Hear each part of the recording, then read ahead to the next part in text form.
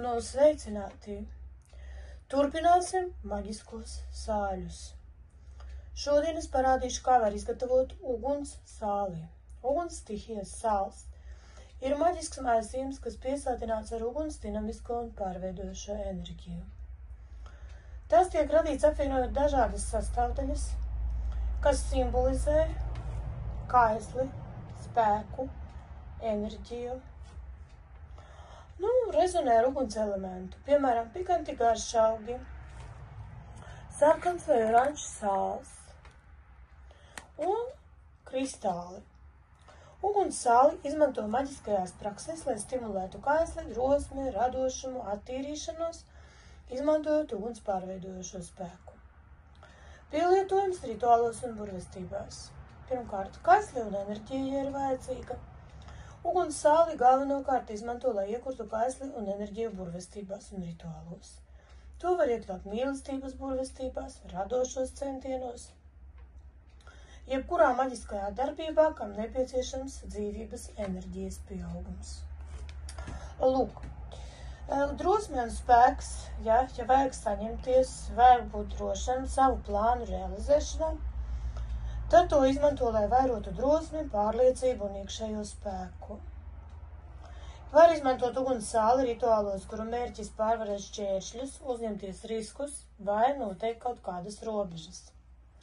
Radošums un iedvesma. Nākamais tiek uzskatīts, ka uguns sāls stimulē radošumu un iedvesmo uz jaunām idejām.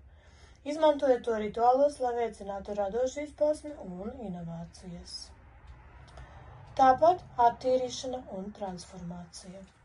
Uguns sāli var izmantot attīrīšanas rituālos, lai atbrīvotos no vecā un no nevajadzīgā, ja mēs jūtam, ka mums kaut kas traucē. Un, protams, arī kā to var darīt.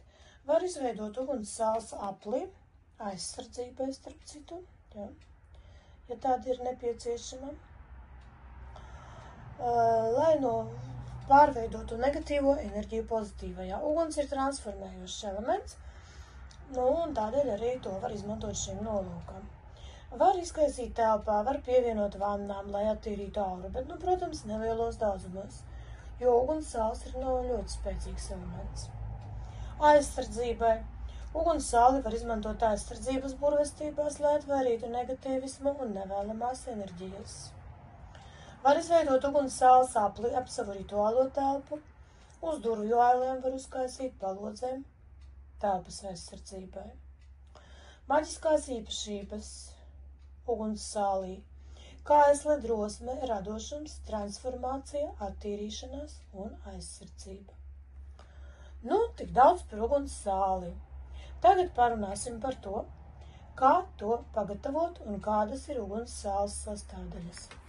Es izvēlējos sarkano Havaju jūras sāli. Tā ir tiešām sarkana.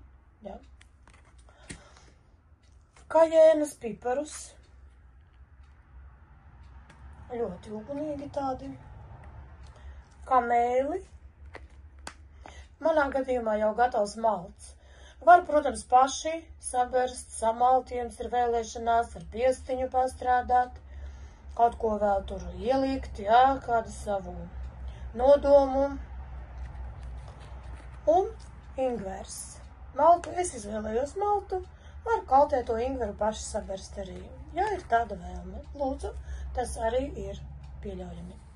Es izvēlējos karneolu, kristālu šajā gadījumā, bet, te var variēt. Oranžie sarkanie, sarkano jašmu var ņemt, piemēram.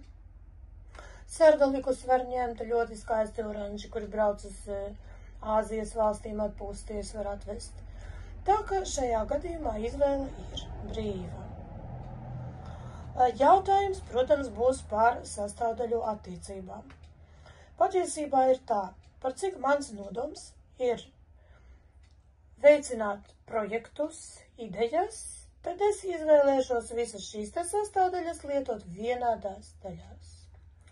Kā mērāmo, es izmantošu parastu teikarotīti. Tātad sākam ar sāli. Sāls ir galvenā sastāvdaļa.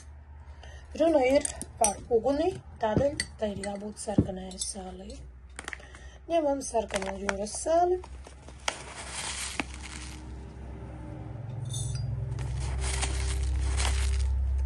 Šajā gadījumā es ņemšu 3 teikarūtītes. Man vairāk nevajag. Ja? Pievienošu kanēli. Arī 3 teikarūtītes pievienosim.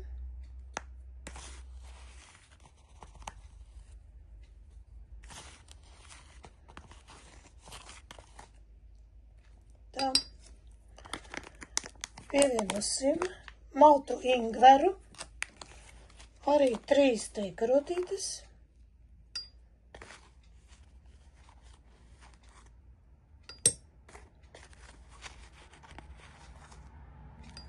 Tā. Un kā pēdējo pievienosim kajēnas piparus. Arī 3 teikarūtītes.